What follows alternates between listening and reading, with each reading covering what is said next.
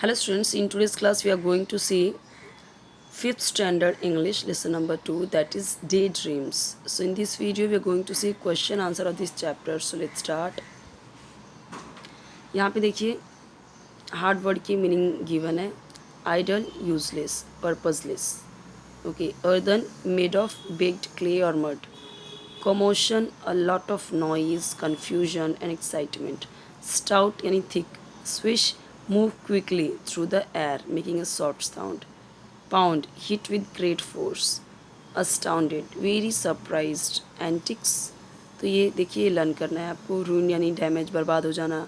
Antics यानी बेवकूफ़ी या फुलिश बिहेवियर. विल्डिंग, तो इसका मतलब क्या है, कुछ चीज़ को पकड़ना.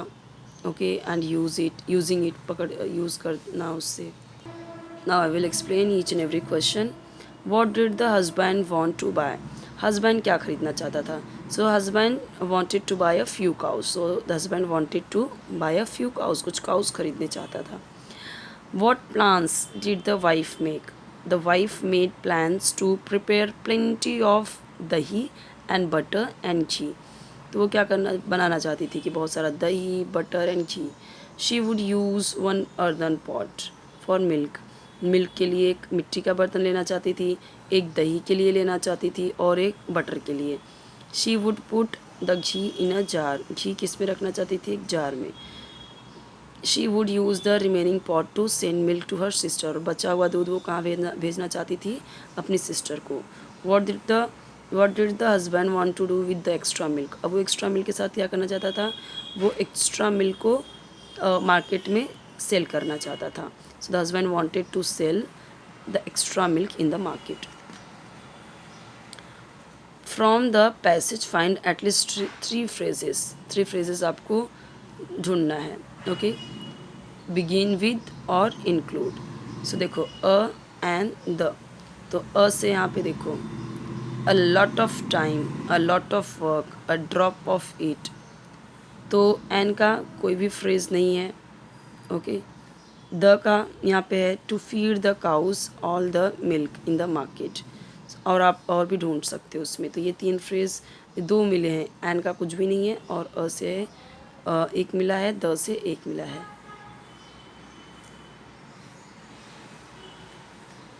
Choose a or an correctly and fill in the blanks. तो देखो अर्दन है तो यहाँ पे एन यूज़ होगा. काव है तो अ यूज़ होगा. और सिस्टर है तब भी अ यूज़ होगा. उसका रूल है कि अगर आपका जो नाउन है अगर वो स्टार्ट होता है ए ई आई ओ यू से तो एन यूज़ होगा. लेकिन उसके भी कुछ कंडीशन होते हैं. जैसे कहीं कहीं पे जैसे ऑनेस्ट है एच से स्टार्ट होता है बट वहाँ पे हम एन लगाएंगे क्योंकि साउंड कैसा आया, ऑनेस्ट. मतलब अगर साउंड आ रहा है अ ई ओ ऊ तो हम एन यूज़ करेंगे. Write the plural. और जो कॉन्सोनेंट होते हैं उनके पहले हम अ यूज़ करते हैं. जैसे यहाँ पे अ काव, अ जार, अ सिस्टर.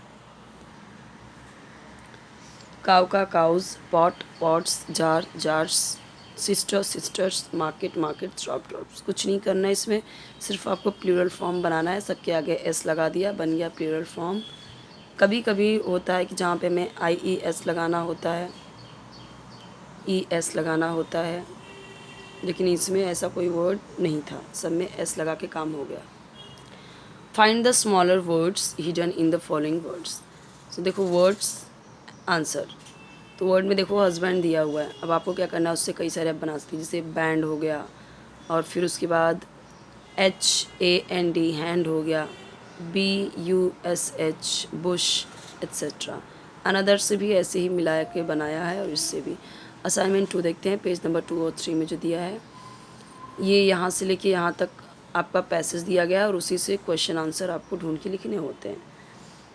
तो देखो व्हाट डिड गोपाल भांड से he was doing. Gopal Bhand ने कहा that he was driving away the couple's greedy cows from the his field.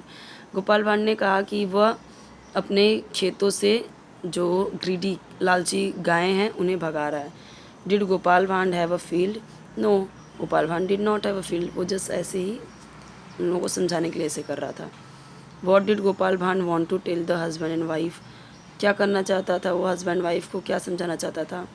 तो बताना चाहता था कि Gopal Bhargava wanted to tell the husband and wife that they should not argue over their daydreams.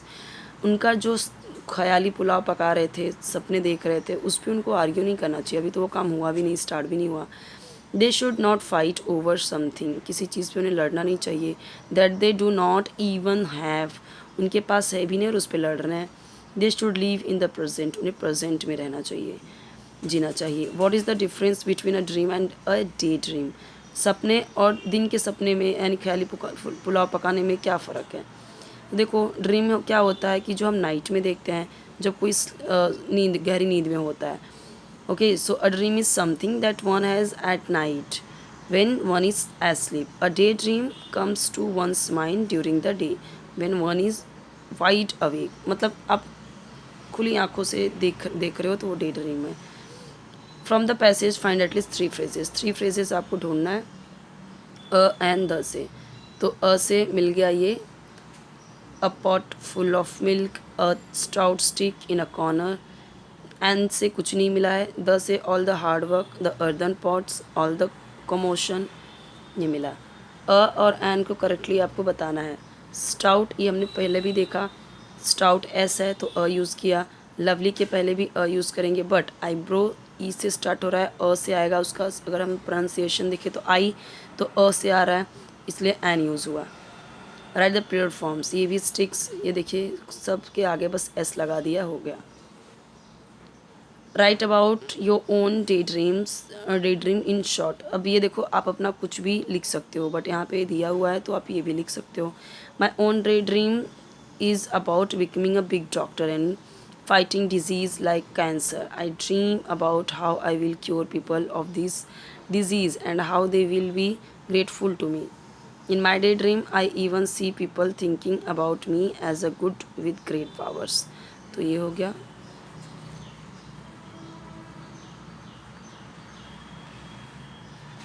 Next देखते हैं। यहाँ पे कई सारी एक्टिविटीज़ दी गई हैं।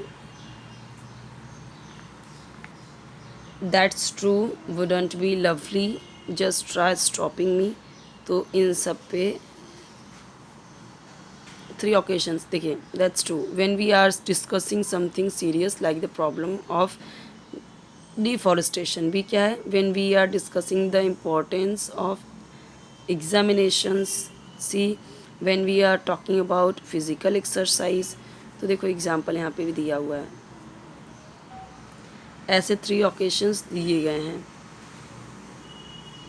यहाँ पे देखिए होम,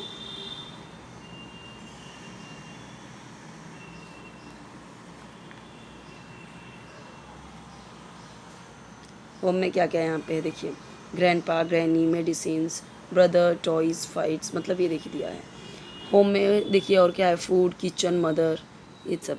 ठीक है, तो ये क्या है, मैप है। ऐसा आपको आ सकता है, जैसे मान लीजिए कि मोबाइल दे दिया, तो मोबाइल में आपको क्या क्या मिलता है। मोबाइल में देखिए मोबाइल से रिलेटेड क्या क्या चीज़ें होती हैं। तो कॉल, वीडियो कॉल, और फिर ये माइंड मैप होता है। ये आगे चल के आपको 10th में, 9th में, 11th 12th में और भी ज़्यादा लिखना पड़ता है, इसके और भी ब्रांचेस बनाने पड़ते हैं। तो ये आपको यहाँ पे दिया हुआ है, देख सकते हैं।